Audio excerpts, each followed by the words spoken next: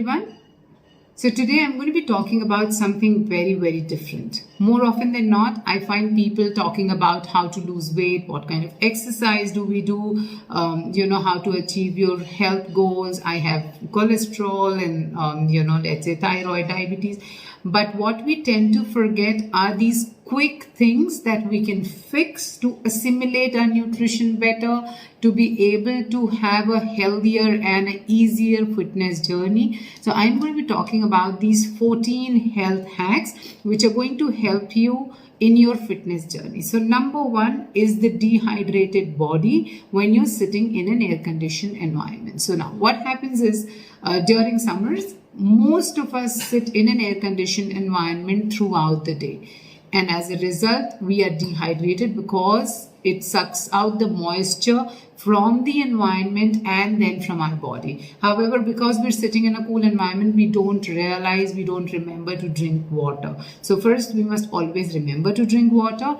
Number two, a quick hack is to place a pot full water in the room so that the moisture would be sucked out of that water and not from the environment or from your body. Next on the list is the skin that we peel out from our potatoes, cucumbers, sweet potatoes, pumpkin. Please don't do that because there is a lot of nutrition in the skin. The next question when I talk about this particular point is, what about if it's not clean? A quick hack to that is just about a teaspoon of baking soda. Soak your vegetables in 15 minutes for that, and your vegetables are good to be used with skin because that's where the powerhouse of nutrition lies. So don't peel the skin of cucumber, potatoes, sweet potatoes, and pumpkin. Next is bitter cucumber. A lot of times when you sit with your meal and you have a cucumber in your salad and it turns out bitter, it's a very bad experience. A quick hack for that: cut your cucumber from the center, leave it for 15-20 seconds, and then cut your cucumber. Your cucumber will be much more nourishing and sweet in taste. You will never have to go through the bitterness of the cucumber again. The next point is when we soak our lentils. So when we're in a rush, the first lot, we quickly soak our lentils in water. And then when we have to cook, we wash it and we cook it. Now that's a very, very wrong way, because when you wash it at that time, you're actually washing out all the micronutrients. So what you need to do is thoroughly wash your lentils at the time of soaking it, and then soak it in just about the right amount of water in which it needs to be cooked. And then once it is soaked nicely, you can cook it in the same water. So what happens is you don't have to wash it at that time. And the next on the list is that you get all the nutrition of the lentils. Next is the other thing when I hear that, lentils like moong dal, red masoor dal, these small dals, basically the split dals, people feel that there is no need to soak them because they're very easy to cook. Please don't do that. Each of your lentils, including your rice, needs to be soaked for a good amount of time. One, because it's easier to cook. Two, because it's easier to digest and assimilate. So not only it's about cooking it easily, but it's also about assimilating and digesting it easily. So don't forget to soak all your dals, whether big or small. The next is less water in curry. A lot of time what happens is when we're cooking our curries, we feel the curry is less, the water is less, and we end up adding more water. Now, most of the time we take the running tap water and add it to the curry, which is a very bad idea. One, because it takes more time to cook. Two, because it makes it very hard for digestion. So always, whenever you have to add extra water to your curry, make sure you boil a glass of water or half a glass of water, whatever the requirement you have, and then add it to your curry. It will be cooked quickly and it will be very, very easy on your stomach. The next thing is kneading the atta. A lot of you feel, having chapatis in both the meals is very, very difficult for your digestion. You feel body heat, you feel bloating. One reason of that is that, knead the atta and immediately start making the fulkas. We need to make sure that you knead the atta and leave it for some time, minimum of about 45 minutes to an hour, and then make your fulkas. Also, what you need to do is knead it for a little more time. The more time you take to knead the atta, the lesser time it will take in your stomach to digest. So spend some time kneading the atta, minimum about 5 minutes. Yeah. Next is the herbal concoction. So a lot of confusion about, people taking noni juice, amla juice, wheatgrass juice, various kind of herbal concoction, and they tend to mix it in a big glass of water so that the taste is diluted.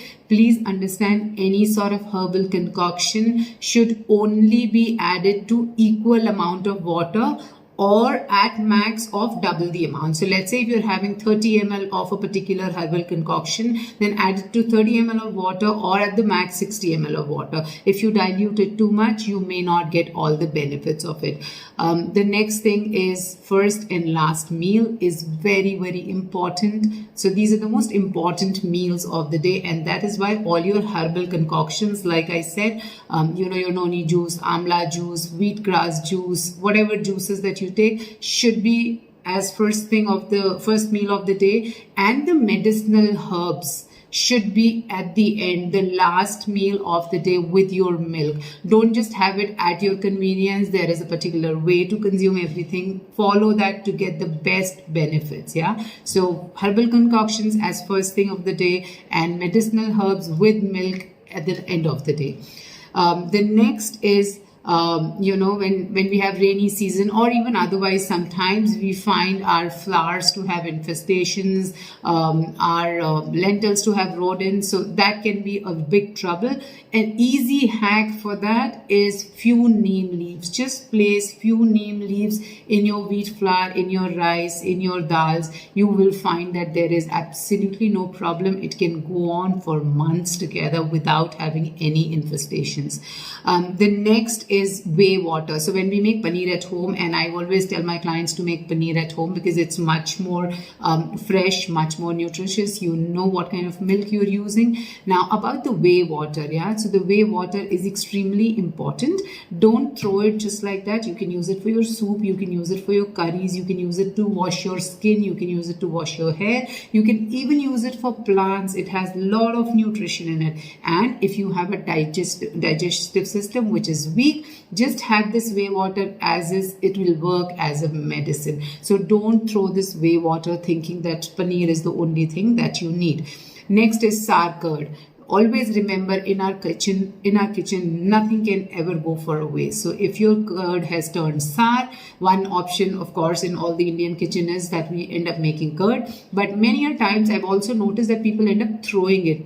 Please don't throw your sour curd. Use it to wash your hair. Use it to wash your skin. You will find your hair to be so shiny and so silky right after one wash. So remember, nothing to be wasted in our kitchens. The next is milk bloating. A lot of people experience bloating after they consume milk, right? A very, very easy and quick hack. Get your milk ready in a glass, take another glass, pour it in, the empty glass, pour it back into. So do this process for about 3 to 4 times, create enough froth. Now, the moment this froth is created, the milk becomes extremely light for digestion, and there will be absolutely no bloating. So just get your milk ready, take an empty glass, pour it into empty glass, pour it back, and just repeat this process and enjoy your milk without any kind of bloating. The next thing is bloating after meals. A lot of you have complained saying, as soon as I finish my meal, I feel bloated. One quick hack is, of course, if you can sit on the floor and eat your meal, nothing like it. But if you can't, in either cases rather, you should not immediately get up as soon as you finish your meal. Sit there for another 3 to 5 minutes. If you don't have time, at least 2 minutes before you get up and leave the table. You will not have any kind of bloating. If you can sit in Vajrasan post meal, your bloating will be out of the window. These were the 14 hacks that I wanted to talk about to make your fitness journey a little more easier, to make your fitness journey a little more nutritious, because there will be more assimilation, there will be more nourishment, there will be more hydration, there will be no bloating. So enjoy these quick hacks in your kitchen. Write back to us in the comment section telling us what worked for you. If you would like me to do a part 2 of these hacks, put that as well in the comment section. Don't forget to share it with your friends, family, and we will talk again. Take care. Bye-bye.